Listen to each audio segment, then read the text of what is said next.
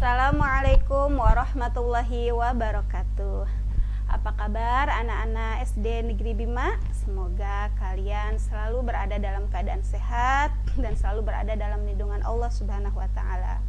Bertemu kembali dengan Ibu Nisa pada pembelajaran Pendidikan Agama Islam dan Budi Pekerti kelas 5 semester 2. Sekarang kita akan belajar bab 2, yaitu iman kepada Rasul. Anak-anak, sebelum kita belajar, mari kita berdoa terlebih dahulu. Bismillahirrahmanirrahim. Raditu billahi rabba wa bil islami dina wa bi Muhammadin nabiyya wa rasula. Rabbi zidni ilma warzuqni fahma. Amin ya rabbal alamin. Anak-anak, materi kita pada hari ini yaitu iman kepada Rasul. Adapun tujuan pembelajarannya yaitu yang pertama, mengetahui makna Rasul Allah. Yang kedua, mengetahui nama-nama Rasul Allah. Yang ketiga, mengetahui tugas-tugas Rasul Allah. Yang keempat, mengetahui sifat-sifat Rasul Allah. Nah, sekarang apa sih makna dari Rasul Allah itu? Nah, anak-anak, setiap manusia, setiap muslim wajib hukumnya untuk beriman kepada Rasul. Iman kepada Rasul artinya percaya. Iman artinya percaya bahwa Rasul itu utusan Allah. Artinya kita meyakini, percaya dengan sepenuh hati bahwa Rasul itu adalah utusan Allah Subhanahu wa taala. Adapun Rasul itu sendiri adalah manusia pilihan Allah Subhanahu wa taala yang mendapatkan wahyu dalam syariat dan diperintahkan untuk menyampaikan kepada umatnya. Jadi kalau yang namanya Rasul itu adalah manusia pilihan Allah yang mendapatkan wahyu, dan dia bertugas untuk menyampaikan wahyu tersebut kepada umatnya. Sedangkan yang namanya Nabi, Nabi adalah seorang laki-laki pilihan Allah yang diberi wahyu untuk diamalkan sendiri agar bisa menjadi contoh bagi umatnya. Jadi di sini ada perbedaan Rasul dan Nabi, anak-anak ya. Kalau Rasul itu dia mendapatkan wahyu dan diperintahkan untuk menyampaikan kepada umatnya. Kalau Nabi dia mendapatkan wahyu tapi tidak mendapatkan tugas untuk menyampaikan kepada umatnya. Jadi untuk dirinya sendiri. Anak-anak, kalau yang namanya Nabi itu, kalau yang namanya Rasul, otomatis dia seorang Nabi. Tapi kalau seorang Nabi dia belum tentu menjadi seorang Rasul. Nah, anak-anak, jumlah Nabi dan Rasul itu jumlahnya sangat banyak. Berdasarkan suatu riwayat, jumlah Rasul itu ada yang menyebutkan bahwa berjumlah 313. Sedangkan kalau yang namanya Nabi itu jumlahnya lebih dari 1000 orang. Nah, tetapi anak-anak, kita sebagai umat Islam wajib hukumnya untuk mengetahui, untuk hafal 25 Nabi. Kita harus menghafal nama-nama 25 Nabi. Jangan sampai kalian sebagai anak muslim tidak tahu Nabi kalian yang 25. Nah, siapa saja sih Nabi yang 25 itu? Yang pertama, Nabi Adam. Kedua, Nabi Idris, Nabi Nuh, Nabi Hud, Nabi Soleh, Nabi Ibrahim, Nabi Lut, Nabi Ismail, Nabi Ishak, Nabi Yakub, Nabi Yusuf, Nabi Ayub, Nabi Zulkifli, Nabi Syuaib, Nabi Musa, Nabi Harun, Nabi Daud, Nabi Sulaiman, Nabi Ilyas, Nabi Ilyasa, Nabi Yunus, Nabi Zakaria, Nabi Yahya, Nabi Isa, dan yang terakhir yaitu Nabi Muhammad Shallallahu Alaihi Wasallam. Amana wa aslaha fala khaufun alaihim wala hum yahzanun. Yang artinya para rasul yang kami utus itu adalah untuk memberi kabar gembira dan memberi peringatan. Barang siapa beriman dan mengadakan perbaikan, maka tidak ada rasa takut pada mereka dan mereka tidak bersedih hati. Jadi di sini Allah menjelaskan bahwa Allah sudah mengutus para nabi dan rasul. Tugasnya apa nabi dan rasul itu? Yaitu untuk memberikan kabar gembira kepada orang yang mau mengikuti dan memberi peringatan kepada para manusia. Nah, barang siapa yang beriman dan mengadakan perbaikan, barang siapa yang beriman kepada Rasul, mengikuti ajaran yang disampaikan oleh Rasul, maka dia tidak perlu merasa takut dan tidak perlu merasa bersedih hati. Nah, lalu apa sih tugas-tugasnya Rasul?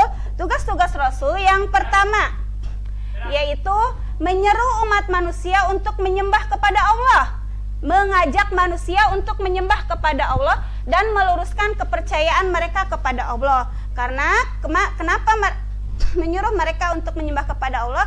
Karena sebelum datangnya para nabi dan rasul, kebanyakan mereka itu menyembah berhala. Nah, inilah hal yang pertama yang perlu diluruskan oleh para nabi. Nabi dan rasul bertugas mengajak umat manusia agar menyembah kepada Allah. Nah, yang kedua, menyempurnakan akhlak. Nah, banyak daripada kaum-kaum para nabi yang terdahulu itu akhlaknya sangat rusak. Mereka kebanyakan memakai hukum rimba, yang kuat yang menang. Nah, disinilah fungsinya para nabi. Yang kedua yaitu untuk menyempurnakan akhlak manusia. Yang ketiga yaitu memberikan kabar gembira kepada mereka yang mau beriman dan beramal soleh berupa surga yang penuh dengan kenikmatan. Nabi juga bertugas memberikan kabar gembira kepada manusia bahwa siapa yang beriman dan mau beramal soleh, insya Allah akan diberikan balasan surga di akhirat kelak. Selanjutnya yaitu membimbing umat manusia untuk mencapai kebahagiaan di dunia maupun di akhirat. Nah, anak-anak, para nabi dan rasul itu mempunyai sifat-sifat. Nah, sifat-sifat para nabi dan rasul itu terbagi menjadi 3. Ada yang disebut dengan sifat wajib, ada juga yang disebut dengan sifat mustahil, dan ada juga yang disebut dengan sifat jaiz. Apa itu sifat wajib? Sifat wajib adalah sifat yang harus dimiliki oleh seorang rasul. Nah, sedangkan sifat mustahil adalah sifat yang tidak mungkin ada pada seorang rasul. Nah, kalau sifat jaiz itu adalah sifat-sifat kemanusiaan, karena nabi dan rasul itu adalah seorang manusia biasa. Maka otomatis nabi dan rasul juga mempunyai sifat-sifat kemanusiaan sama seperti kita. Lalu apa saja sifat wajib, sifat mustahil, dan sifat jaiz itu? Nah, sifat wajib bagi rasul itu terdiri dari 4 anak-anak. Yang pertama siddiq, yang kedua amanah, yang ketiga tabligh, yang keempat fatona. Nah, apa itu siddiq? Siddiq itu artinya benar, ya. Siddiq artinya benar, benar dalam perkataan maupun perbuatan dan tingkah laku. Yang kedua amanah, amanah itu artinya dapat dipercaya, ya. Setiap nabi dan rasul mereka adalah orang-orang yang terpercaya dan tidak pernah berkhianat kepada manusia maupun kepada Allah Subhanahu wa taala. Yang ketiga tabligh.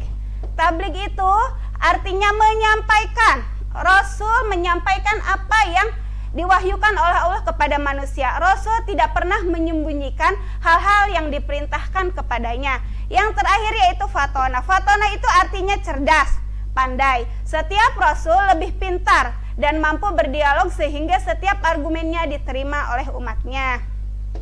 Selanjutnya yaitu sifat mustahil bagi rasul.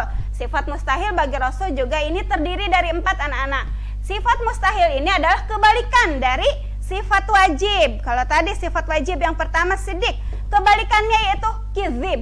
Ya. Yang kedua amanah, kebalikannya yaitu khianat. Yang ketiga tabligh, kebalikannya yaitu kitman. Yang keempat fatonah, kebalikannya yaitu baladah. Kizib itu artinya dusta. Nah, Rasul tidak pernah dusta baik dalam ucapan maupun perbuatan. Nah, khianat artinya tidak dapat dipercaya. Rasul menyampaikan seutuhnya wahyu dari Allah. Rasul tidak pernah berkhianat.